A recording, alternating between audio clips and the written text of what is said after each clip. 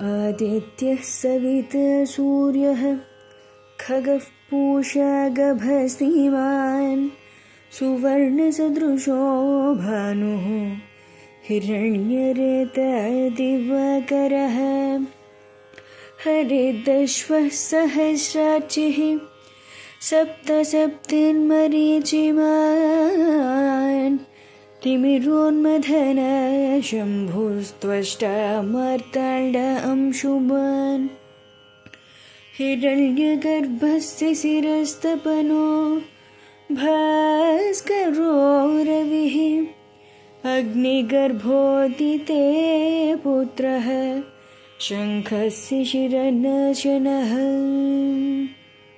శ్రీశ్రవణ ఛానల్కి శ్రోతలందరికీ కూడాను మరొక్కసారి స్వాగతం. ఈరోజు కూడాను పావని మనకి ఎంతో చక్కగా పాడి వినిపించారు. ఈ 3 శ్లోకాలని కూడాను మరొకసారి ఆ అమ్మాయికి ఆశీర్వచనాలు తెలియజేస్తూ ఆదిత్య హృదయంలో మనం 10, 11, 12 ఈ 3 శ్లోకాలని చెప్పుకుందాం. ముందుగా ప్రతిపదార్థము, తాత్పర్యము, ఆ తర్వాత చిన్నగా విశ్లేషణ. ఆదిత్య అంటే ఆదిత్యుడు లేదా అఖండమైన భూమికి అధిపతి, సవిత జగత్తును సృష్టించువాడు, సూర్య జనులను కర్మలయందు ప్రేరేపించేవాడు, ఖగః ఆకాశమునందు సంచరించువాడు, పూష జగత్తును వర్షము చేత పోషించేవాడు, గవస్తిమాన్ కిరణములు కలవాడు, సువర్ణ సదృశ బంగారంతో సమానమైన వర్ణం కలవాడు లేదా బంగారంతో సమానమైనవాడు, భానుః ప్రకాశించువాడు, హిరణ్యరేతాః బంగారపు రేతస్సు కలవాడు, బంగారు బ్రహ్మాండమును సృజించినవాడు అని అర్థం అన్నమాట. దివాకరః పగలను చేయువాడు, పగల్ని మనకి కల్పించేవాడు. దాని తర్వాత మనకి 11వ శ్లోకానికి హరిదస్వః ఆకుపచ్చని గుర్రాలు కలవాడు, సహస్రార్చిః 1000 కిరణములు కలవాడు, సప్తసప్తిః సప్త అను పేరుగల గుర్రం కలవాడు, 7 గుర్రాలు కలవాడు, 2 రకాల అర్థం. మరీచిమాన్ కిరణములు కలవాడు, తిమిరోన్మదనః చీకటిని నశింపచేసేవాడు, శంభుః సుఖానికి ఉత్పత్తి స్థానమైనవాడు, త్వష్ట అన్ని రూపాలను చెక్కి సన్నము చేసేవాడు అంటే సంహారకుడు అని అర్థం ఇక్కడ.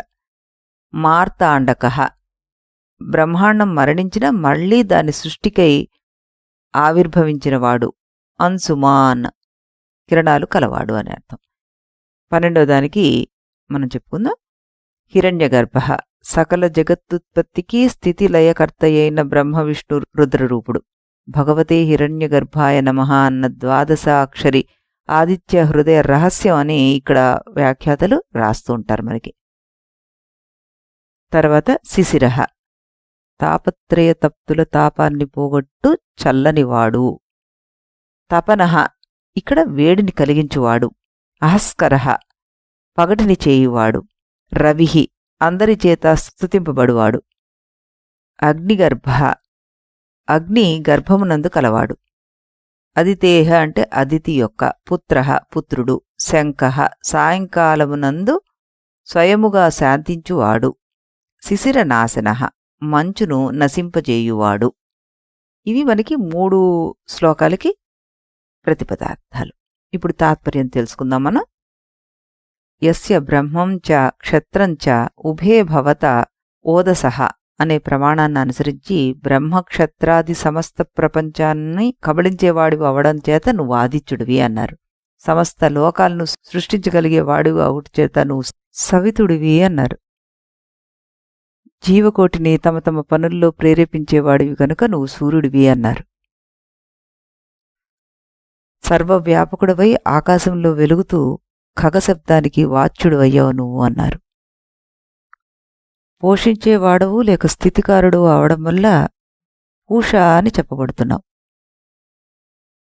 నీ అందే లక్ష్మి నిత్యం నిలిచి ఉంది అని చెప్తున్నానమాట. భోగమోక్షాలకు సాధనములకు కర్మ జ్ఞాన యోగాలు 2 నీ పక్షాలుగా కలవాడివై చక్కగా ప్రకాశాన్ని కలిగి ఉన్నావు అని చెప్తున్నారు.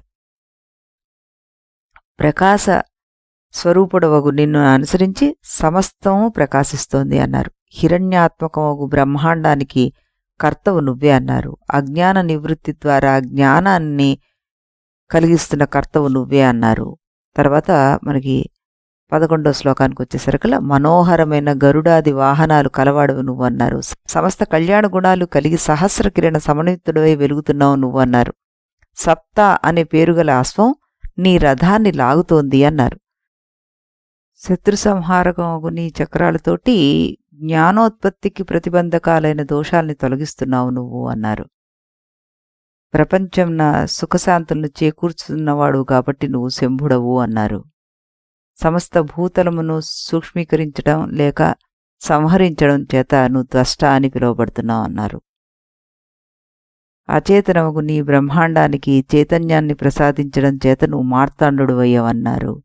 నువ్వు లోపల వెలుపల కూడా వ్యాపించి ఉన్నావు అన్నారు. తర్వాత 12వ దాంట్లో మనకి ప్రపంచోత్పత్తికి కారణమైన సమష్టి జీవతత్వం నీలోనే ఉంది అన్నారు. తాపత్రయాలను బాపువాడు నువ్వే అన్నారు. భక్తజన విరోధులను దహింపజేసేవాడివి నువ్వే అన్నారు.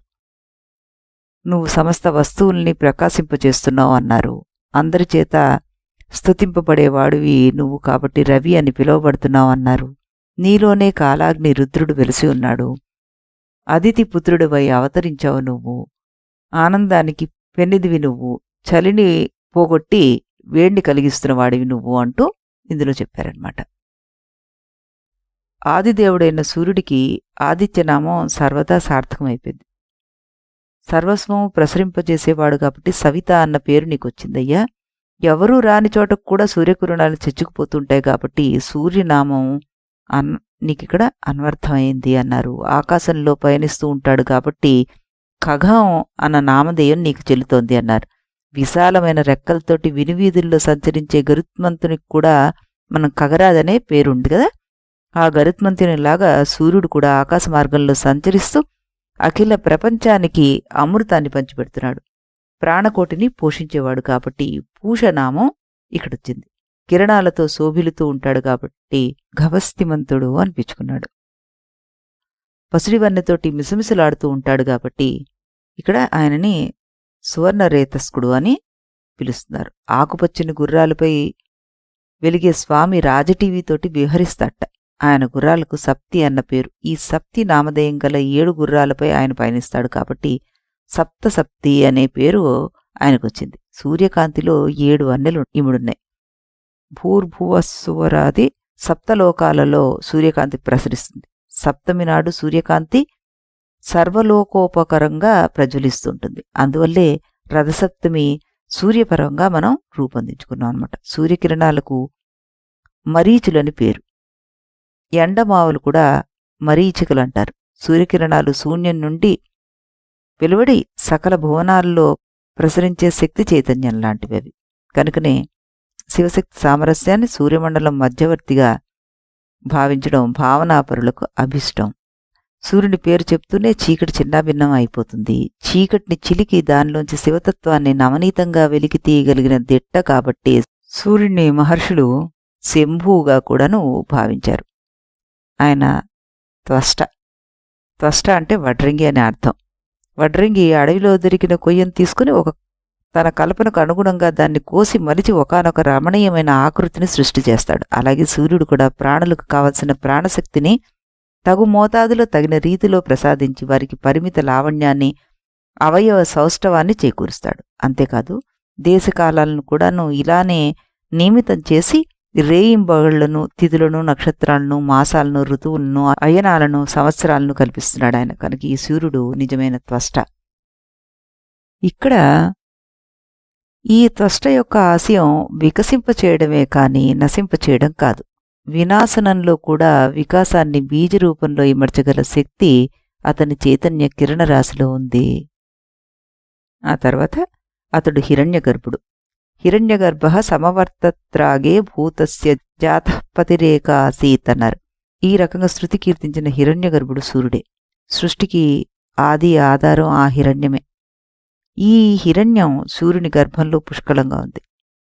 ఎంత కాళరాత్రి గడిచినా సూర్యుడు ఉదయించడంతో మళ్ళీ ఆశలు చిగురిస్తాయి.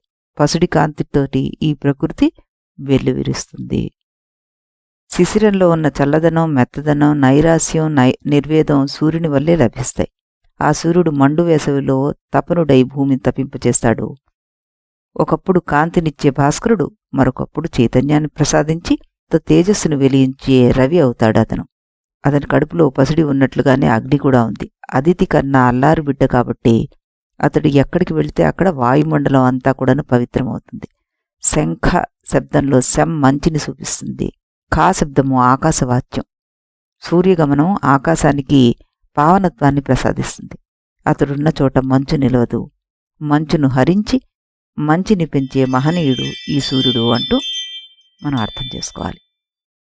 ఈ 3 శ్లోకాల ద్వారా మనం గ్రహించగలిగేది ఏమిటంటే ఫలాపేక్షరహిత కర్మ, సమగ్ర దృష్టి, అజ్ఞాన నిర్మూలన. సూర్యుడు నిరంతరం కర్తవ్యాన్ని చేస్తుంటాడు. కాంతి, శక్తి జీవనాధారంగా మనకిస్తాడు. కానీ అతనికి ఎలాంటి ఫలాపేక్ష లేదు. ఈ శ్లోకం మనకి ఏం చెప్తోంది? మనం పని చెయ్యాలి, కానీ ఫలితం మీద అధికారం పెట్టుకోకూడదు అంటూ కర్మణ్యేవాధికారస్తే అన్న గీతావాక్యాన్ని గుర్తు చేస్తోంది. అలాగే 12వ శ్లోకం సమగ్ర దృష్టి అన్నదాన్ని మనకి సంకేతపరుస్తుంది. సూర్యుడు ఆకాశంలో అన్ని వైపులా కాంతిని విస్తరింపజేస్తున్నాడు. సంకుచిత దృష్టి నుంచి మనం బయటపడాలి అన్నది ఇక్కడ సూచిస్తున్నారనమాట.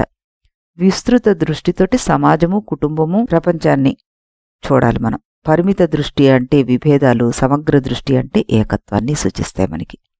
తర్వాత 13వ శ్లోకం మనకి అజ్ఞాన నిర్మూలన తత్వాన్ని చూపిస్తోంది. చీకటిని తొలగించేది సూర్యకాంతి.